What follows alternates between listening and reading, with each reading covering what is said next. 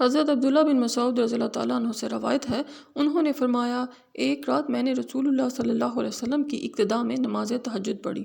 آپ صلی اللہ علیہ وسلم اتنا عرصہ کھڑے رہے کہ میں نے ایک برے کام کا ارادہ کر لیا۔ ابو وائل فرماتے ہیں میں نے کہا وہ کون سا کام تھا؟ فرمایا میں نے ارادہ کیا کہ میں بیٹھ جاؤں اور رسول اللہ صلی اللہ علیہ وسلم کو کھڑا رہنے دوں۔ نماز تہجد با جماعت جائز ہے۔ نماز تہجد میں طویل قرأت افضل ہے۔ صحابہ کرام رضی اللہ تعالیٰ عنہم نیکی کا اس قدر شوق رکھتے تھے کہ افضل کام کو چھوڑ کر جائز کام اختیار کرنے کو انہوں نے برا کام قرار دیا۔ حضرت ابن مسعود رضی اللہ تعالیٰ عنہ کا ارادہ نبی صلی اللہ علیہ وسلم کی اقتداء میں نماز ادا کرنے کا تھا۔ اب اتباع اور محبت کا تقاضا ہے کہ اس نیکی میں آخر تک ساتھ دیا جائے، اس لیے بیٹھ جانے کو انہوں نے برا سمجھا کہ یہ محبت کے تقاضے کے خلاف۔ حضرت ابو فاطمہ رضی اللہ تعالیٰ عنہ سے روایت ہے، انہوں نے فرمایا میں نے عرض کیا اللہ کے رسول صلی اللہ علیہ وسلم مجھے کوئی عمل بتائیے جس پر میں قائم رہوں اور اسے کیا کروں۔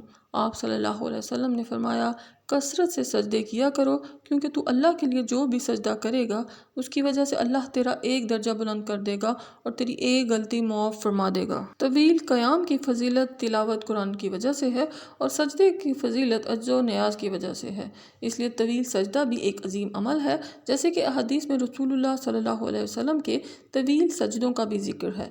سجدے سے درجات بھی بلند ہوتے ہیں اور گناہ بھی معاف ہوتے ہیں۔